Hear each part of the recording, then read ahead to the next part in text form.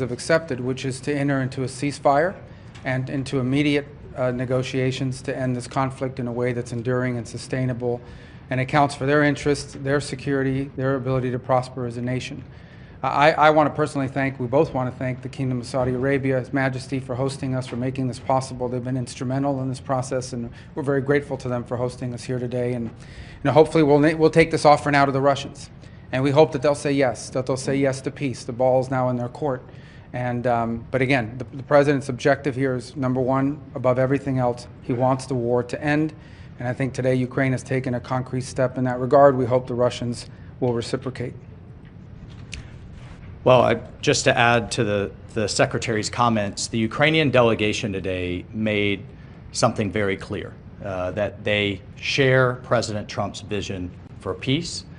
They share his determination to end the fighting, to end the killing, to end the tragic kind of meat grinder of people and national treasure that's happening on the front in Ukraine. Number one. Number two, they made concrete steps and concrete proposals, not only accepting our proposal for a full ceasefire, which you can see the details of which are in our joint statement that we released together.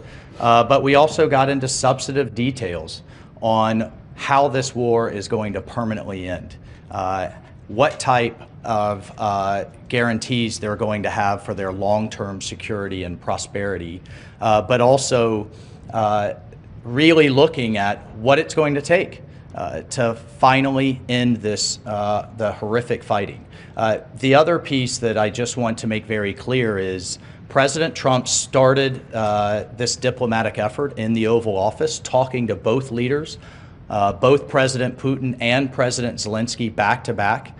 And now that shuttle diplomacy continues. We have a named delegation in terms of next steps from the Russian side. We have a named delegation in terms of next steps from the Ukrainian side. I will talk to my Russian counterpart in the coming days. Secretary Rubio will be with G7 foreign ministers in the next couple of days. We have the NATO Secretary General in the White House on Thursday, and we'll take the process forward from there. So, as a result of that, and I think as a result of this positive step forward, the President has decided to lift the pause on aid and on our security assistance to Ukraine going forward. And that's effective immediately. All right, your colleagues have chosen 3 questioners. Let's start with Alex Marquardt of CNN. Thank you. Several questions on the ceasefire. We understood that coming into this was a Ukrainian proposal for a partial ceasefire. How did this become an American proposal for an immediate 30-day ceasefire? And to be clear, you're talking about a complete ceasefire across the front line, not just the aerial and maritime ceasefire that the Ukrainians proposed.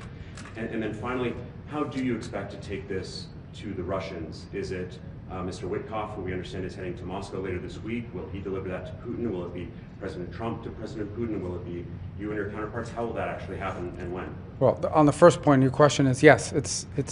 That's the offer. The offer is to stop the shooting.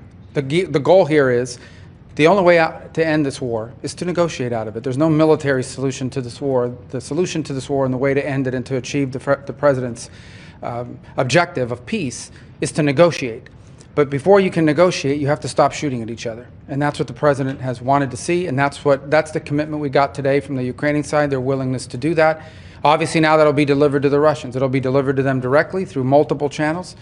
Meaning not only will they obviously see it, it'll be communicated to them through our diplomatic channels, through conversations and other methods, but they'll obviously be well aware. And our hope is that the Russians will say yes, that they will also agree. So the shooting will stop, the killing will stop, the dying will stop, and the talks can begin about how to end this war permanently in a way that's acceptable and enduring for both sides. Look, there's been all kinds of discussions in terms of different types of ceasefires. You know, there was the deal in terms of grain moving years ago. There's been discussion of halting aerial attacks on each other's infrastructure. The president has made it clear and certainly made it clear to us that all fighting needs to stop. And the Ukrainians have agreed to that proposal. They're ready for peace. And now we'll take that to the Russians and get their response. All right, next, Jennifer Jacobs, CBS. Great. Hi. Hey. Are you expecting any goodwill gestures from Russia? Do you have a deadline in mind for when you're hoping for them to reciprocate on that? Those two things. Well, we're going to take the offer to them. We're going to tell them this is what's on the table. Ukraine is ready to stop shooting and start talking. And now it'll be up to them to say yes or no. I hope they're going to say yes. And if they do, then I think we made great progress. If they say no, then we'll unfortunately know what the impediment is to peace here. But the president's been abundantly clear. He wants the shooting to stop. He wants the warfare to stop. He wants the dying and the suffering to stop. And he believes, and rightfully so, that the only way to end this war is to negotiate an end to it. And we think that it's always easier to negotiate an end to the war when people aren't shooting at each other. That's how the president believes. That's what we hope to achieve. The Ukrainians today have expressed their willingness and readiness to do so immediately. We hope the Russians' answer to that will also be yes. But no deadline set, sir. Well, the deadline is we hope to do this as soon as possible. Every day that goes by that this war continues, people die, people are bombed, people are hurt on both sides of this conflict. The president wanted this war to end yesterday and the day before. The president's been clear he wants peace.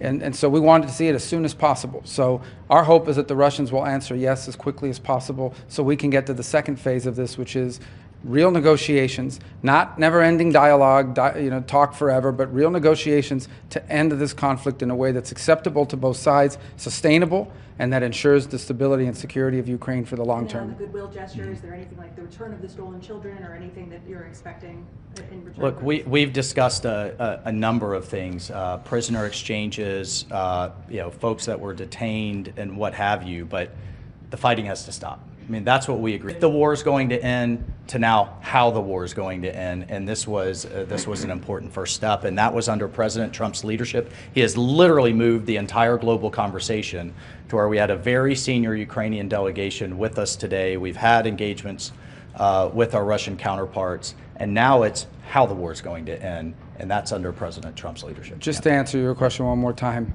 the goal here is peace. That's the president's goal. The best goodwill gesture the Russians can provide is to say yes to the offer that the Ukrainians have made to stop the shooting, to stop the fighting, and get to the table. If they do that, that's the best goodwill sign we could see. Obviously, as part of that negotiation, as we're talking about how to end this conflict, there will be a lot of issues to unravel.